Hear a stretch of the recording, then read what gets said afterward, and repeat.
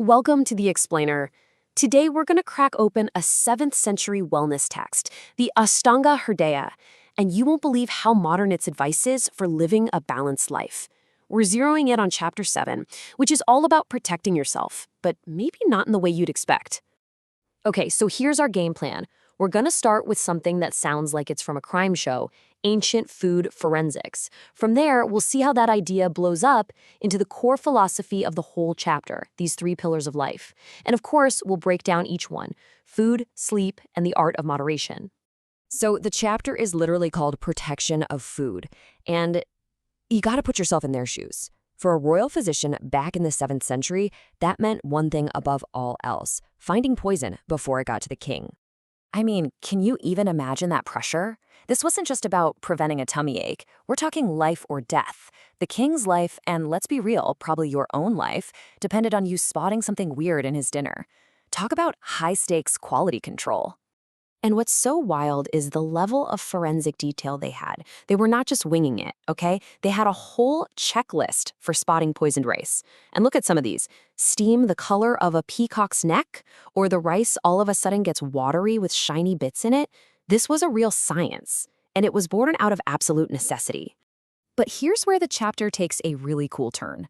The author uses this very real, very scary threat of poison as a jumping-off point for a much bigger idea. He's basically saying that protecting your food isn't just about dodging an assassin. It's about protecting your entire life from the inside out. It's about way more than just what's on your plate. And this is the core concept right here, treo postamba. It's this beautiful metaphor. Think of your body as a house.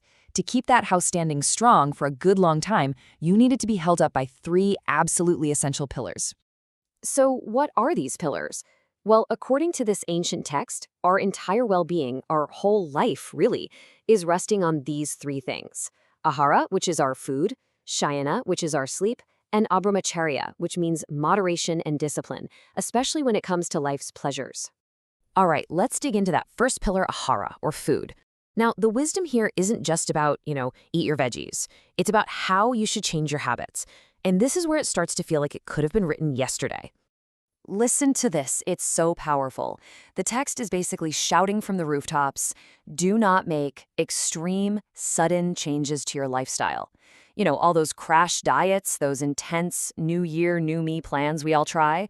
This 7th century text is warning us that shocking your system like that can actually make you sick. So instead of going cold turkey, it recommends this super methodical approach called satmikarna krama.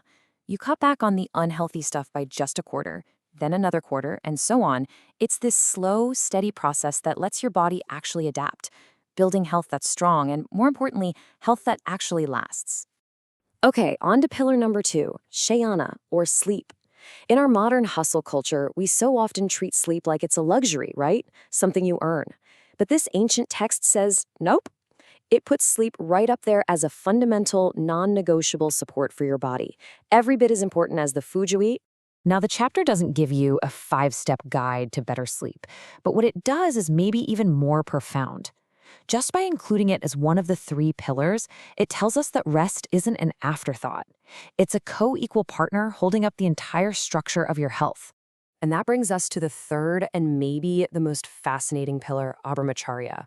Now, the term is about discipline in general, but this chapter uses sexual activity as this really powerful case study for the principle of moderation in all of our pleasures. And they lay out the stakes so clearly here. Look at this. On one side, you have the results of excess: exhaustion, weakness, even premature death. But on the other side, the benefits of a disciplined, moderate approach are incredible: good memory, long life, health, strength. It's such a clear cause and effect.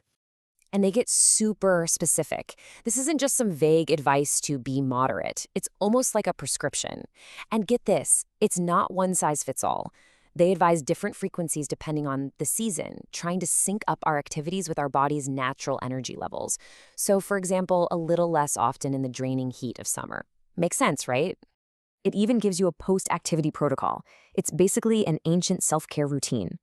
The whole point is to replenish your energy and get your body back in balance fast. It's got everything from taking a bath to drinking specific nourishing things, and of course, what's that last one? Go to sleep. See? It all ties back together. So, the ultimate promise here: When you master these three pillars, it isn't just about not getting sick. It's about achieving a life that's full and vibrant and strong. The goal isn't just to survive, it's to thrive, with health, a sharp mind, and true strength for a long, long time. Which really makes you think, doesn't it? In our modern world of extremes, all or nothing diets, 24/7 work culture, what can this ancient framework of gradual change, prioritized sleep, and mindful moderation really teach us about finding true balance in our own lives? It suggests the path to wellness isn't about the next big trend, but maybe about mastering these fundamentals that have been true all along.